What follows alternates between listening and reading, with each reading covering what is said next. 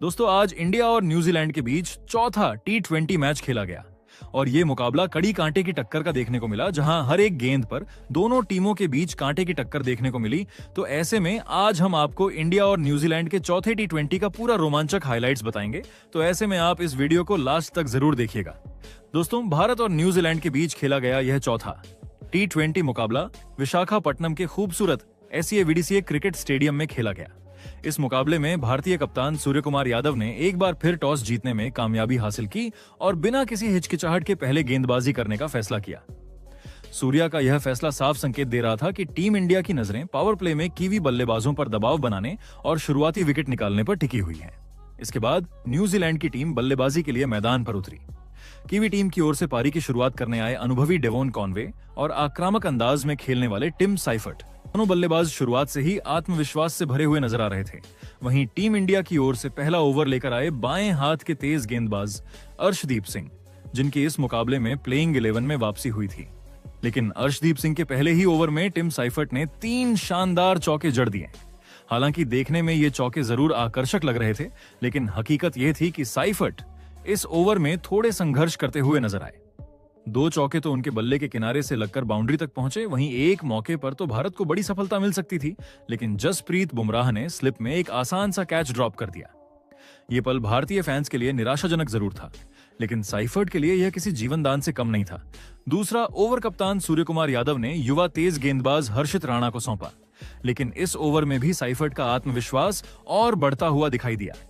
Over की दूसरी गेंद पर साइफर्ट ने शानदार फुटवर्क का इस्तेमाल करते हुए लॉन्ग ऑन के ऊपर से एक लंबा छक्का जड़ दिया, जिससे स्टेडियम में बैठे कीवी फैंस झूम उठे। इसके बाद ओवर की आखिरी गेंद पर उन्होंने कवर के ऊपर से एक बेहतरीन चौका लगाकर ओवर का शानदार अंत किया। इस ओवर से कुल 12 रन आए और न्यूजीलैंड की शुरुआत और भी मजबूत हो गई, जिसके बाद तीसरे ओवर के लिए एक बार फिर अर्शदीप सिंह को गेंद सौंपी गई। इस बार अर्शदीप पूरी तरह बदले हुए अंदाज में नजर आए। उन्होंने अपनी लाइन और लेंथ पर शानदार नियंत्रण दिखाया और डेवोन कॉनवे तथा टिम साइफर्ट को खुलकर खेलने का कोई मौका नहीं दिया। अर्शदीप की सटीक गेंदबाजी के सामने दोनों बल्लेबाज सतर्क नजर आए और इस ओवर में सिर्फ 4 रन ही बन सके। यह ओवर भारत के लिए थोड़ी राहत लेकर आया, लेकिन चौथे ओवर में हर्षित राणा के खिलाफ एक बार फिर टिम साइफर्ट ने आक्रमण का रुख अपनाया। ओवर की पहली ही गेंद पर साइफर्ट ने आगे बढ़कर शानदार शॉट खेलते हुए गेंद को लॉन्ग ऑन के ऊपर से सीधे दर्शकों के बीच पहुंचा दिया। यह छक्का इस बात का संकेत था कि साइफर्ट किसी भी गेंदबाज को बख्शने के मूड में नहीं है। इसके बाद ओवर की आखिरी 5 गेंदों में भी उन्होंने 2 बेहतरीन चौके लगाए। इस ओवर के बाद न्यूजीलैंड को एक ठोस और तेज शुरुआत मिल चुकी थी, जिसके बाद 5वें ओवर में गेंद भारतीय टीम के सबसे भरोसेमंद गेंदबाज जसप्रीत बुमराह के हाथों में आई। सभी को उम्मीद थी कि बुमराह इस ओवर में रन गति पर ब्रेक लगाएंगे, लेकिन टिम साइफर्ट ने यहां भी आक्रमण जारी रखा। बुमराह की एक गेंद पर साइफर्ट ने सीधे बल्ले से टाइमिंग भरा शानदार छक्का जड़ दिया, जिसने सभी को चौंका दिया।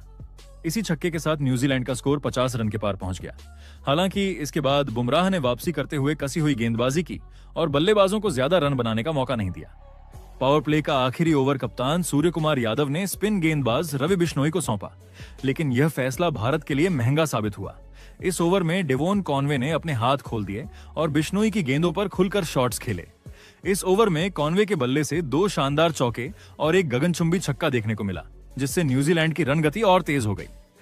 इस तरह पावर प्ले की समाप्ति तक न्यूजीलैंड की टीम ने बिना कोई विकेट गंवाए 71 रन बना लिए। ये पावर प्ले पूरी तरह से कीवी बल्लेबाजों के नाम रहा, जहां टिम साइफर्ट और डेवोन कॉनवे ने भारतीय गेंदबाजों पर दबाव बना दिया। इसके बाद कप्तान सूर्य कुमार यादव ने 7वां ओवर अनुभवी स्पिनर कुलदीप यादव को सौंपा। उम्मीद थी कि कुलदीप अपनी फिरकी से भारत को बड़ी सफलता दिलाएंगे और इस तेज होती हुई कीवी पारी पर ब्रेक लगाएंगे। कुलदीप ने भी ओवर की शुरुआत काफी समझदारी के साथ की। उन्होंने अपनी लाइन और लेंथ पर पूरा कंट्रोल रखा और डेवोन कॉनवे को खुलकर खेलने का कोई मौका नहीं दिया। ओवर की पहली 5 गेंदों पर कोई भी बाउंड्री नहीं आई, जिससे भारतीय फैंस को लगा कि अब दबाव न्यूजीलैंड पर बन रहा है। लेकिन T20 क्रिकेट में एक गेंद ही पूरा खेल बदल देती है। ओवर की आखिरी गेंद पर डेवोन कॉनवे ने अपने इरादे साफ कर दिए। उन्होंने कुलदीप की गेंद पर शानदार टाइमिंग के साथ डीप मिड विकेट के ऊपर से एक लंबा और गगनचुंबी छक्का जड़ दिया। इस छक्के के साथ ही पावर प्ले का अंत हुआ और न्यूजीलैंड ने एक बार फिर दिखा दिया कि वो आक्रमण से पीछे हटने वाले नहीं हैं। इसके बाद 7वें ओवर में गेंदबाजी के लिए आए रवि बिश्नोई। इस ओवर की पहली ही गेंद पर टिम साइफर्ट ने सिंगल लेकर अपनी हाफ सेंचुरी पूरी कर ली। खास बात यह रही कि यह 50 साइफर्ट ने महज 25 गेंदों में पूरी की। जो उनकी आक्रामक बल्लेबाजी का साफ सबूत थी। जैसे ही साइफर्ट ने अपना 50 पूरा किया, ड्रेसिंग रूम में बैठे कीवी खिलाड़ी तालियां बजाने लगे। इस ओवर में सिर्फ साइफर्ट ही नहीं बल्कि डेवोन कॉनवे का बल्ला भी जमकर बोला। कॉनवे ने बिश्नोई के खिलाफ 2 शानदार चौके लगाए और अपनी लय को और मजबूत किया। अब कॉनवे पूरी तरह से ताबड़तोड़ अंदाज में बल्लेबाजी कर रहे थे और बड़े शॉट्स खेलने से बिल्कुल नहीं झिझक रहे थे। दोनों बल्लेबाजों की इस साझेदारी ने भारतीय गेंदबाजों पर दबाव बढ़ा दिया था और न्यूजीलैंड का स्कोर तेजी से आगे बढ़ता जा रहा था। लेकिन 9वां ओवर भारत के लिए टर्निंग पॉइंट साबित हुआ। एक बार फिर गेंद कुलदीप यादव के हाथों में थी और इस बार उन्होंने टीम इंडिया को वह सफलता दिला दी जिसका इंतजार किया जा रहा था। इस ओवर में डेवोन कॉनवे ने एक बार फिर डीप मिड विकेट के ऊपर से बड़ा शॉट खेलने की कोशिश की। उनका इरादा छक्का लगाने का था, लेकिन गेंद ठीक से बल्ले पर नहीं आई और सीधा बाउंड्री पर खड़े रिंकू सिंह के हाथों में चली गई। रिंकू ने बिल्कुल आसान सा कैच लपका और इसी के साथ भारत को पहली बड़ी सफलता मिल गई। डेवोन कॉनवे की यह पारी न्यूजीलैंड के लिए बेहद अहम रही। उन्होंने 24 गेंदों पर 44 रन की शानदार पारी खेली, जिसमें दमदार चौके और छक्के शामिल थे। कॉनवे के आउट होने के बाद बल्लेबाजी करने आए रचिन रविंद्र, लेकिन रविंद्र इस मुकाबले में कुछ खास कमाल नहीं कर पाए। 10वें ओवर में कप्तान सूर्या ने गेंद अपने सबसे भरोसेमंद हथियार जसप्रीत बुमराह को सौंपी। बुमराह ने एक बार फिर अपनी क्लास दिखाई। उन्होंने एक शानदार स्लोअर गेंद फेंकी जिस पर रचिन रविंद्र पूरी तरह से चकमा खा गए। गेंद सीधे बुमराह के हाथों में लौट आई और बुमराह ने खुद ही कैच पकड़कर रविंद्र को कॉट एंड बोल्ड कर दिया। इस तरह न्यूजीलैंड को दूसरा झटका लगा। रचिन रविंद्र न्यूजीलैंड के लिए सिर्फ 2 रन ही बना सके। लगातार 2 विकेट गिरने से कीवी टीम की रफ्तार पर थोड़ी लगाम लगी और भारत ने मुकाबले में दमदार वापसी कर ली थी। इसके बाद बल्लेबाजी करने आए ग्लेन फिलिप्स, जिन्होंने मैदान पर कदम रखते ही आक्रामक इरादे दिखाए। फिलिप्स ने पहली ही गेंद पर एज के जरिए चौका लगा दिया, जिससे साफ हो गया कि वो भी तेजी से रन बनाना चाहते हैं। इस चौके के साथ न्यूजीलैंड का स्कोर और आगे बढ़ा। इस तरह 10 ओवर की समाप्ति तक न्यूजीलैंड ने 2 विकेट के नुकसान पर 108 रन बना लिए थे। इसके बाद 11वें ओवर में एक बार फिर गेंद कुलदीप यादव के हाथों में थी। इस ओवर में टिम साइफर्ट ने जरूर डीप स्क्वायर लेग की दिशा में एक शानदार चौका जड़ा, लेकिन इसके अलावा कुलदीप की फिरकी के सामने कीवी बल्लेबाज ज्यादा कुछ नहीं कर पाए। कुलदीप ने अपनी गति और लाइन में शानदार बदलाव करते हुए बल्लेबाजों को बड़े शॉट खेलने से रोके रखा। इस ओवर में रन गति पर साफ तौर पर ब्रेक लग गया और भारत को थोड़ी राहत मिली। फिर 12वें ओवर में गेंदबाजी के लिए आए रवि बिश्नोई, लेकिन यहां ग्लेन फिलिप्स ने अपनी क्लास दिखाई। फिलिप्स ने बिश्नोई की गेंदों को बड़े आत्मविश्वास के साथ खेला। इस ओवर में उन्होंने 2 बेहतरीन चौके लगाए। पहला चौका उन्होंने एक शानदार स्कूप शॉट के जरिए लगाया। इसके बाद दूसरा चौका फिलिप्स ने लॉन्ग ऑफ की दिशा में लगाया, जिससे साफ हो गया कि वो अब पूरी तरह से लय में आ चुके हैं।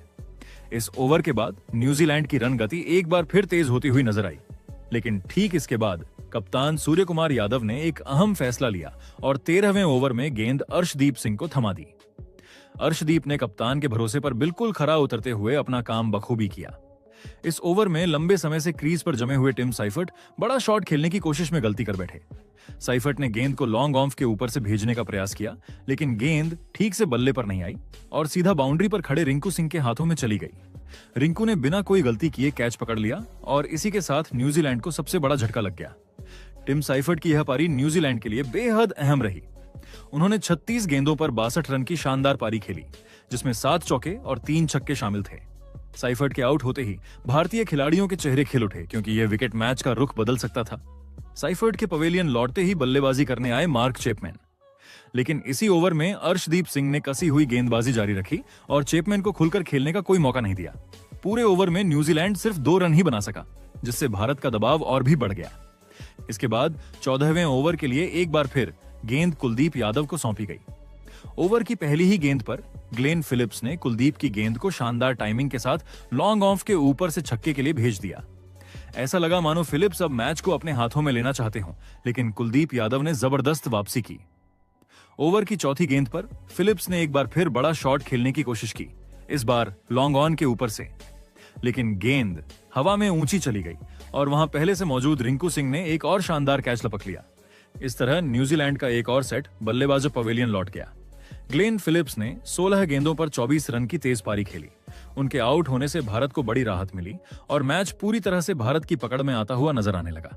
अब क्रीज पर मौजूद थे डेरिल मिचेल और मार्क चैपमैन। दोनों बल्लेबाजों ने पारी को संभालने की कोशिश की। 15वें ओवर में गेंदबाजी के लिए आए हर्षित राणा, जिनके खिलाफ दोनों बल्लेबाजों ने आक्रामक शॉट्स खेले। इस ओवर में चैपमैन ने एक शानदार चौका लगाया, जबकि डेरिल मिचेल के बल्ले से एक दमदार छक्का देखने को मिला। इन बाउंड्रीज के साथ न्यूजीलैंड ने एक बार फिर रन गति को बढ़ाने की कोशिश की। इस तरह 15 ओवर की समाप्ति तक न्यूजीलैंड की टीम ने 4 विकेट के नुकसान पर 152 रन बना लिए थे, जिसके बाद 16वां ओवर लेकर आए स्पिनर रवि बिश्नोई, जिनसे भारत को एक और सफलता की उम्मीद थी। ओवर की पहली ही गेंद पर यह उम्मीद सच साबित हो गई। मार्क चैपमैन बड़ा शॉट खेलने के चक्कर में गेंद को हवा में उठा बैठे और बाउंड्री लाइन पर पहले से तैनात हर्षित राणा ने शानदार संतुलन बनाते हुए कैच लपक लिया। इस तरह चैपमैन की पारी का अंत हुआ। उन्होंने न्यूजीलैंड के लिए 9 रन बनाए। चैपमैन के आउट होते ही बल्लेबाजी करने आए न्यूजीलैंड के कप्तान मिचेल सेंटनर। कप्तान सेंटनर ने आते ही आक्रामक तेवर दिखाए और साफ कर दिया कि वो आखिरी ओवरों में बड़ा स्कोर खड़ा करना चाहते हैं। सेंटनर ने रवि बिश्नोई के खिलाफ अपने हाथ खोले और इस ओवर में एक शानदार चौका और एक दमदार छक्का जड़ दिया। लेकिन भारतीय टीम ने हिम्मत नहीं हारी। 17वें ओवर में भारत को एक और बड़ी सफलता मिली, वो भी बेहतरीन फील्डिंग की बदौलत। इस ओवर के दौरान हार्दिक पांड्या ने गजब की फुर्ती दिखाते हुए मिचेल सेंटनर को रन आउट कर दिया। यह रन आउट बिल्कुल निर्णायक साबित हुआ, क्योंकि सेंटनर तेजी से रन लेने की कोशिश में क्रीज से बाहर रह गए। मिचेल सेंटनर न्यूजीलैंड के लिए सिर्फ 11 रन ही बना सके। सेंटनर के पवेलियन लौटने के बाद बल्लेबाजी करने आए जैकारी फॉल्क्स, लेकिन इसी ओवर में गेंदबाजी कर रहे जसप्रीत बुमराह ने अपनी क्लास दिखाई। बुमराह ने सटीक यॉर्कर और धीमी गेंदों का बेहतरीन इस्तेमाल किया और कीवी बल्लेबाजों को खुलकर खेलने का कोई मौका नहीं दिया। इस पूरे ओवर में न्यूजीलैंड सिर्फ 5 रन ही बना सका। बुमराह का यह ओवर भारत के लिए बेहद अहम साबित हुआ, क्योंकि इससे रन गति पर काफी हद तक रोक लग गई। इसके बाद आया 18वां ओवर, जिसमें गेंदबाजी की जिम्मेदारी अर्शदीप सिंह के कंधों पर थी। इस ओवर में जयकारी फॉल्क्स ने अपने हाथ खोले और अर्शदीप के खिलाफ आक्रामक शॉट्स खेले। फॉल्क्स ने इस ओवर में एक शानदार छक्का और एक बेहतरीन चौका लगाया, जिससे न्यूजीलैंड के डगआउट में बैठे खिलाड़ी खुशी से झूम उठे। ऐसा लगने लगा था कि फॉल्क्स तेजी से रन बटोर सकते हैं, लेकिन अर्शदीप सिंह ने आखिरी गेंद पर जबरदस्त वापसी की। उन्होंने एक शानदार गेंद फेंकी, जिस पर जयकारी फॉल्क्स बड़ा शॉट खेलने की कोशिश में चूक गए और गेंद सीधे रिंकू सिंह के हाथों में चली गई। रिंकू ने एक और सुरक्षित कैच लपकते हुए भारत को बड़ी राहत दिलाई। जयकारी फॉल्क्स ने 6 गेंदों पर 13 रन की तेज पारी खेली। इसके बाद 19वां ओवर लेकर आए जसप्रीत बुमराह, लेकिन दुर्भाग्यवश यह ओवर भारत के लिए काफी महंगा साबित हुआ। इस ओवर में डेरिल मिचेल ने अपने अनुभव का शानदार प्रदर्शन किया। उन्होंने बुमराह के खिलाफ एक जोरदार छक्का और एक शानदार चौका लगाया। इतना ही नहीं, ओवर की आखिरी गेंद पर मैट हेनरी के बल्ले का भारी किनारा लगा और गेंद बाउंड्री के लिए चली गई। इस चौके के साथ ही न्यूजीलैंड का स्कोर 200 रन के पार पहुंच गया और भारतीय खेमे में थोड़ी चिंता बढ़ गई। आखिरी यानी 20वां ओवर लेकर आए हर्षित राणा। इस ओवर में डेरिल मिचेल ने न्यूजीलैंड की पारी को शानदार फिनिशिंग टच दिया। मिचेल ने इस ओवर में एक चौका और एक लंबा छक्का लगाकर स्कोर को और आगे पहुंचा दिया। उनके इन शॉट्स ने कीवी पारी को मजबूती से समाप्त किया। इस तरह पूरे 20 ओवर की समाप्ति पर न्यूजीलैंड की टीम ने 7 विकेट के नुकसान पर 215 रन का विशाल स्कोर खड़ा कर दिया। डेरिल मिचेल ने न्यूजीलैंड के लिए 18 गेंदों पर 39 रन की विस्फोटक पारी खेली। भारत की ओर से कुलदीप यादव और अर्शदीप सिंह ने 2-2 विकेट हासिल किए। इसके बाद विशाल लक्ष्य का पीछा करने के लिए टीम इंडिया मैदान पर उतरी। भारत की ओर से पारी की शुरुआत करने आए संजू सैमसन और युवा ओपनर अभिषेक शर्मा। दोनों से उम्मीद थी कि वे तेज शुरुआत दिलाकर इस मुश्किल लक्ष्य को थोड़ा आसान बनाएंगे। वहीं न्यूजीलैंड की तरफ से गेंदबाजी की जिम्मेदारी संभाली अनुभवी तेज गेंदबाज मैट हेनरी ने, लेकिन पहली ही गेंद पर पूरा माहौल सन्न रह गया। मैट हेनरी ने फुल लेंथ की गेंद फेंकी, जिस पर अभिषेक शर्मा ने बिना समय गंवाए बड़ा शॉट खेलने की कोशिश की। अभिषेक ने गेंद को हवा में उठाया, लेकिन शॉट में टाइमिंग की कमी साफ नजर आई। गेंद सीधे बाउंड्री पर खड़े डेवोन कॉनवे के हाथों में चली गई और उन्होंने कोई गलती नहीं की। इस तरह अभिषेक शर्मा गोल्डन डक पर आउट हो गए और भारत को पहली ही गेंद पर बड़ा झटका लग गया। अभिषेक के आउट होने के बाद बल्लेबाजी करने आए भारतीय कप्तान सूर्य कुमार यादव। कप्तान सूर्या ने आते ही अपने अंदाज में बल्लेबाजी करने का इरादा दिखाया। उन्होंने पहली ही अच्छी गेंद पर शानदार टाइमिंग के साथ चौका जड़ दिया, जिससे भारतीय फैंस में थोड़ी उम्मीद जगी। लेकिन इसके अलावा मैट हेनरी ने इस ओवर में जबरदस्त अनुशासन दिखाया और बल्लेबाजों को खुलकर खेलने का कोई मौका नहीं दिया। पहले ओवर से भारत सिर्फ 4 रन ही बना सका और 1 विकेट गंवा बैठा। इसके बाद दूसरा ओवर लेकर आए जेकब डफी और इस ओवर में भी भारत की मुश्किलें कम होने की बजाय और बढ़ गईं। हालांकि इस ओवर की एक गेंद पर सूर्य कुमार यादव ने शानदार फ्लिक शॉट खेलते हुए चौका जरूर लगाया, जिससे ऐसा लगा कि सूर्या अब लय में आ रहे हैं। लेकिन ठीक अगली ही गेंद पर डफी ने कमाल कर दिया उन्होंने एक सटीक गेंद फेंकी जिस पर सूर्या शॉट खेलने के चक्कर में चूक गए और गेंद सीधे गेंदबाज के हाथों में लौट आई। डफी ने खुद ही कैच पकड़ते हुए सूर्या को कॉट एंड बोल्ड कर दिया। इस तरह भारत को दूसरा बड़ा झटका लगा। सूर्य कुमार यादव भारत के लिए सिर्फ 8 रन ही बना सके। शुरुआती 2 ओवर में 2 विकेट गिरने से भारतीय फैंस की चिंता और बढ़ गई। अब भारत की पारी को संभालने की जिम्मेदारी थी संजू, सैमसन और रिंकू सिंह के कंधों पर। खास बात यह रही कि आज नंबर 4 पर बल्लेबाजी के लिए रिंकू सिंह को प्रमोट किया गया था। रिंकू से उम्मीद थी कि वो अपने शांत स्वभाव और आक्रामक बल्लेबाजी से मैच का रुख बदल सकते हैं। तीसरे ओवर में एक बार फिर गेंद मैट हेनरी के हाथों में थी। इस ओवर में संजू सैमसन ने अपनी बेहतरीन टाइमिंग का नमूना पेश किया। उन्होंने हेनरी की गेंदों पर 2 शानदार चौके लगाए जिससे भारत को थोड़ी राहत मिली और रन गति में भी सुधार देखने को मिला। चौथा ओवर लेकर आए जयकारी फॉल्क्स, लेकिन यहां रिंकू सिंह का बल्ला जमकर गरजा। रिंकू ने फॉल्क्स के खिलाफ अपने इरादे साफ कर दिए। इस ओवर में रिंकू ने लगातार 2 छक्के जड़ दिए। पहला छक्का उन्होंने कदमों का शानदार इस्तेमाल करते हुए लॉन्ग ऑन के ऊपर से लगाया, जबकि दूसरा छक्का डीप बैकवर्ड पॉइंट के ऊपर से देखने को मिला। इन शॉट्स से साफ हो गया था कि रिंकू आज बड़ी पारी खेलने के पूरे मूड में है। इसके बाद 5वां ओवर गेंदबाजी के लिए आए अनुभवी स्पिनर ईश सोढ़ी। इस ओवर की पहली 5 गेंदों पर भारत ज्यादा रन नहीं बना सका। सोढ़ी ने अपनी फिरकी से बल्लेबाजों को बांधे रखा और बड़े शॉट्स खेलने से रोके रखा, लेकिन ओवर की आखिरी गेंद पर संजू सैमसन ने शानदार कट शॉट खेलते हुए चौका जड़ दिया। इस चौके के साथ भारत ने ओवर का अच्छा अंत किया और थोड़ी लय हासिल की।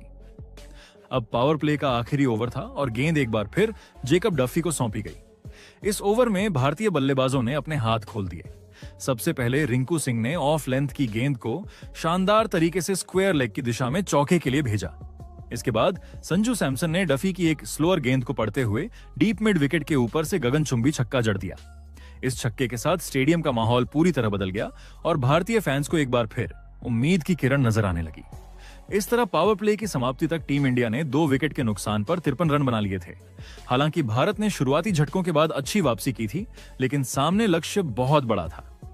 अब आगे की जिम्मेदारी पूरी तरह से संजू सैमसन और रिंकू सिंह पर थी, जिसके बाद 7वां ओवर लेकर आए खुद न्यूजीलैंड के कप्तान मिचेल सेंटनर और इस ओवर में उन्होंने भारत को ऐसा झटका दिया जिससे स्टेडियम में सन्नाटा छा गया। सेंटनर ने अपने अनुभव का शानदार इस्तेमाल करते हुए एक धीमी और टर्न होती हुई गेंद फेंकी। संजू सैमसन इस गेंद को पूरी तरह से पढ़ नहीं पाए और शॉट खेलने के चक्कर में पूरी तरह बीट हो गए। गेंद सीधी जाकर स्टंप से टकरा गई और संजू सैमसन क्लीन बोल्ड हो गए। यह भारत के लिए तीसरा बड़ा झटका था। संजू सैमसन की यह पारी भले ही लंबी नहीं रही, लेकिन उन्होंने दबाव के बीच अच्छी बल्लेबाजी की। संजू ने 15 गेंदों पर 24 रन बनाए, जिसमें शानदार टाइमिंग और आत्मविश्वास झलक रहा था। लेकिन उनके आउट होते ही भारत की मुश्किलें और बढ़ गईं, क्योंकि क्रीज पर अब नए बल्लेबाज को जमने का वक्त चाहिए था। संजू के पवेलियन लौटने के बाद बल्लेबाजी करने आए हार्दिक पांड्या। हार्दिक से उम्मीद थी कि वो अपने अनुभव और ताकतवर शॉट से रन गति को बढ़ाएंगे और टीम इंडिया को फिर से मुकाबले में बनाए रखेंगे। लेकिन 8वें ओवर में गेंदबाजी के लिए आए ईश सोढ़ी ने शानदार नियंत्रण दिखाया। सोढ़ी ने कसी हुई लाइन और लेंथ से गेंदबाजी की और भारतीय बल्लेबाजों को खुलकर खेलने का कोई मौका नहीं दिया। इस पूरे ओवर में भारत सिर्फ 3 रन ही बना सका। इस ओवर के बाद साफ नजर आने लगा कि दबाव धीरे धीरे भारतीय बल्लेबाजों पर बढ़ता जा रहा है। इसके बाद 9वां ओवर भारत के लिए और भी निराशाजनक साबित हुआ। एक बार फिर गेंद कप्तान मिचेल सेंटनर के हाथों में थी। इस ओवर में हार्दिक पांड्या ने दबाव से निकलने के लिए बड़ा शॉट खेलने की कोशिश की, लेकिन टाइमिंग एक बार फिर धोखा दे गई। गेंद बल्ले के बीचों बीच आने की बजाय ठीक से कनेक्ट नहीं हो पाई और हवा में चली गई। वहां पहले से मौजूद जयकारी फॉल्क्स ने बिल्कुल आसान सा कैच लपक लिया। इस तरह हार्दिक पांड्या का विकेट भी गिर गया। हार्दिक भारत के लिए सिर्फ 2 रन ही बना सके और भारत को चौथा झटका लग गया। अब मुकाबला भारत के हाथ से फिसलता हुआ नजर आ रहा था। इसके बाद बल्लेबाजी करने आए शिवम दुबे और उन्होंने आते ही आक्रामक इरादे दिखाए। दुबे ने पहली ही गेंद पर शानदार ताकत दिखाते हुए एक लंबा और ऊंचा छक्का जड़ दिया। लेकिन 10वें ओवर में गेंदबाजी के लिए आए ग्लेन फिलिप्स ने इस उम्मीद पर भी काफी हद तक पानी फेर दिया। फिलिप्स ने बेहद सधी हुई गेंदबाजी की और बल्लेबाजों को बड़े शॉट खेलने से रोके रखा। उनकी गेंदों पर कोई डीली गेंद नहीं मिली, जिसका फायदा भारतीय बल्लेबाज उठा पाते। इस ओवर में रन बहुत धीमी गति से आए और भारत कोई बड़ा शॉट नहीं लगा सका। इस तरह 10 ओवर की समाप्ति तक टीम इंडिया ने 4 विकेट के नुकसान पर सिर्फ 77 रन बनाए थे। मुकाबले में अब पूरी तरह से न्यूजीलैंड का पलड़ा भारी नजर आ रहा था और भारत को यहां से वापसी के लिए किसी चमत्कार से कम की जरूरत नहीं थी। जिसके बाद 11वें ओवर की जिम्मेदारी मेट हेनरी के हाथों में थी और उनकी दूसरी ही गेंद पर रिंकू सिंह ने शानदार चौका जड़कर उम्मीदों को थोड़ी राहत दी। लगा जैसे रिंकू अब लय में आ रहे हों, लेकिन क्रिकेट की यही बेरहमी है कि एक पल में तस्वीर बदल जाती है। तीसरी गेंद पर मैट हेनरी के अंदर आती हुई गेंद रिंकू सिंह के पैड से टकराई और अंपायर ने उंगली उठा दी। रिंकू सिंह एलबीडब्ल्यू आउट हो गए। रिंकू ने 30 गेंदों में 39 रनों की अहम पारी खेली थी, लेकिन उनके आउट होते ही भारत को एक और बड़ा झटका लगा। अब भारत की आधी टीम पवेलियन लौट चुकी थी और स्टेडियम में छाया सन्नाटा साफ बता रहा था कि न्यूजीलैंड ने मैच को अपने पक्ष में मोड़ लिया है। इस मुश्किल घड़ी में क्रीज पर मौजूद थे शिवम दुबे और हर्षित राणा। एक ओर अनुभवहीनता थी, दूसरी ओर जिम्मेदारी का भारी बोझ। 12वां ओवर लेकर आए ईश सोढ़ी और यहीं से मैच की कहानी ने अचानक करवट ले ली।